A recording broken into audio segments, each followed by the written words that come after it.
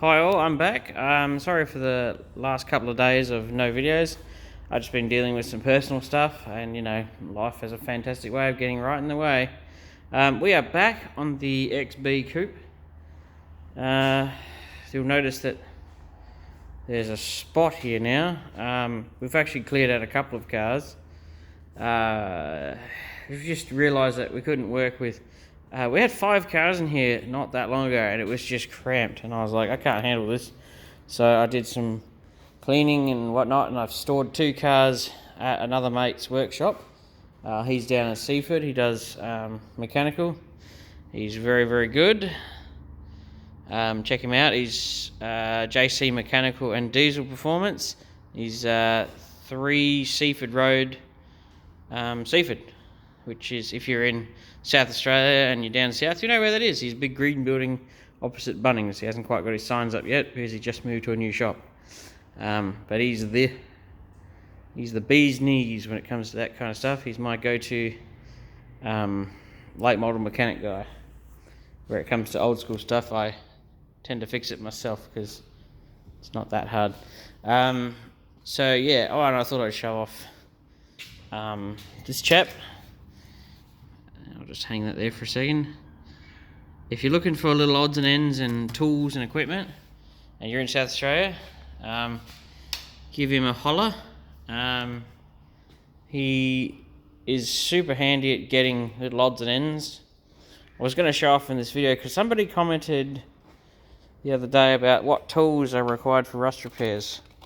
So I was going to collect them together. See, we've actually been harvesting together some parts for the XB build because, I bought a complete conversion and it was not complete. Surprise, surprise. So I've had to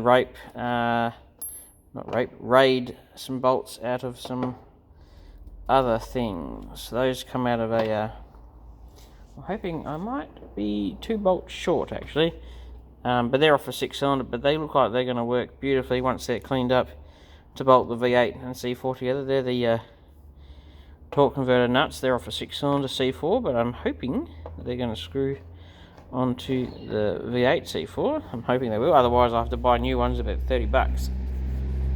So this intro is sort of spread out over a few things. We're just going to give you an update on a few things. It might actually do this as its own separate entity just to keep you all updated, and then I'll do my usual, because I've found my tripod again, sitting right there. I'll do my usual rust repair, because actually on this side of the coupe, with that little spot there, and those other grey patches where I've been, if you watch my older videos you'll know, and then we can actually probably bodywork that quarter panel, which as you can tell probably won't need a whole lot, and we can probably put it in 2-pack primer and then move down the car and maybe have a quick look at this door, which probably won't need a whole lot of anything. See if we can do something with that little dent that seems to be in the sill panel in the middle. I do need to re-weld these guard sections that someone put in because they're only tacked across and bog filling the gaps. So yeah, we're going to get stuck into this. I sort of lost me mojo for a while there as far as doing videos. Really takes it out of you. If anybody makes videos, you'll know that it's actually harder than it looks. People go, oh, you're just filming shit. But you got to film stuff that's interesting and that piques people's interest. I've also been, these are my little, pull that off there, a little bit stuck, but they go on the bolts that hold the engine mounts on to the engine. So they go through them, get tightened, and then you pinch these around the edge of the bolt so the bolt can't undo itself. We've had the engine mounts cleaned up ages ago. We'll be getting back onto the XY shortly. It's become a bit of a table, but it's only mainly blankets and stuff. The engine has been making really good progress. I bought a new fuel pump for it. These are brand new pulleys, reproduction ones. So it comes as a set. You get the bottom one, top one, these bolts, and that spacer. Now I've played with these cars a lot, over the years, probably 15 plus years I reckon, which is nothing in the scheme of things. Other people who'd be older would be like, You're a pup. Yeah, but in the scheme of things, I still have a fair bit of knowledge. These, if you didn't have them, like I didn't, I had the bottom one, I didn't have the top one. These are really, really, really effing expensive for what they are. Now, I think Rare Spares sell them for nearly $300. I refused to pay that. It seems everybody who wants single groove, non-power steering, non-accessory pulleys seem to want the world for them. So I did an eBay search until I could find these for around $200 for the same exact thing. The only thing I would note, I've straightened it up a lot, but when I put them on, the pulley would just walk around. So I sat there and belted it with a wooden hammer until it was straight. And I have to say this, I think, because I had one of the original old school Spacers with a little Ford in the end of it, I reckon the original one was a Mickey whisker longer, actually. And I had to cut these bolts. I reckon I cut 8mm off the end of each bolt because they were about to touch the snout of the water pump. I think I just winged it with an angle on it. I think they'll be fine. And the hole in the centre that sort of centralises it onto the water pump was slightly too small. So I sort of sanded it and then put some anti-seize on it and then wound it in as it basically walked itself on. So it's not going to come back off. I acquired yet another Cleveland from brother. He had a 351. I'll believe it when I see it, but I'm not likely to think he's going to be lying to me. I believe it's got a 4MAB crank in it, so it's an American cranked 351. So I raided one water pump bolt off that engine, and I took the plug out of there. For this one, I have fitted my brass water tap fitting, tighter than you think to get in there. I had to whittle it down a little bit and then pound it in pretty thoroughly. It's now got a thermostat, high flow one. New thermostat, bolts have been cleaned up, the new gaskets, Permatex sealing the water pump, both sides of it. Also, I ended up somehow fluking it with a cast iron water pump from Repco for $100. I thought it was an alloy one, which I would have been a little bit happier with because I wouldn't have had to paint it, but then again, the cast iron one's a bit more period correct, and it doesn't look too bad. I gave it a quick, I sprayed a rag with brake clean and wiped it down and remasked the front half of the block and taped up the back and just repainted it blue. I stuck that in for now. I got a brand new fuel pump, $50. That's about all they're worth these days. Heads are done. Picking those up this afternoon.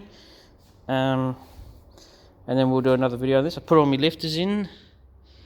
So all I got to do is get an oil pressure switch. Put the plug in the back for the cam. What do they call it? Oh, it's like a giant Welsh plug that goes in the back that stops the cam from getting crap in the end of it. Yeah, so I just got that. Stick the engine mounts on.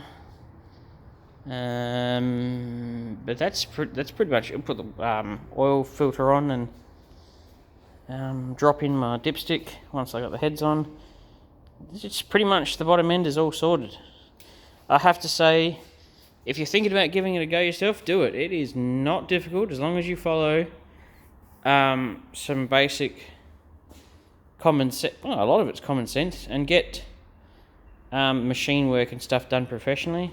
Lonsdale Engine Works, which is like away from here, Spitting's distance, which is really awesome.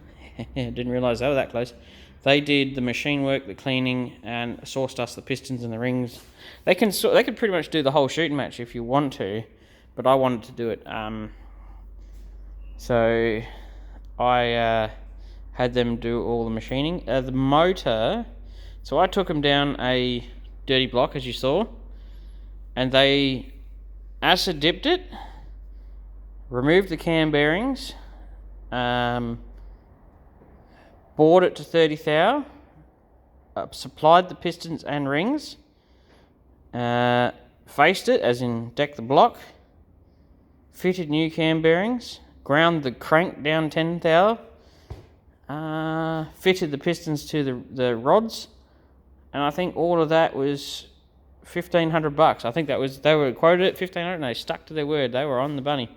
So that's them supplying the pistons and the rings, them grinding the crank, cleaning the block, decking the block, boring it, honing it, fitting new cam bearings, and an acid bath. That's good value for money, and it was done in a 2-week turnaround, which I think is just about unheard of for an engine shop. I think they were absolutely...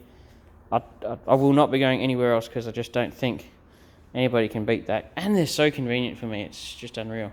And the cylinder heads, they've been faced, new valve seats, new valves, new springs, new collets, and hardened valve seats, and obviously another trip to the bath, and they're $1,200, which you might think is a lot, but that's going to come back with it. They're going to be perfect. So then we'll have gone from originally a let's get a good runner and stick it in to let's do a Dulux rebuild, and now it's a full-blown rebuild. So yeah, that's where we're at. This video is more of an update, catch up everybody where we're at, and be damn sure there will be a video following that rust repair later on. I just want to catch everybody up on the state of play, and I'd love to get some more subscribers. I'm so close to being able to be monetized. I'm like 920 odd. If I could get the 54% of people who are not subscribed who are watching to subscribe, I might be able to reach the goal, and then I can start really making some progress on this channel. So if you're not subscribed, click subscribe. It really helps out. So I'll leave this update here, and stay tuned for a rust repair on this coupe. Thanks for watching.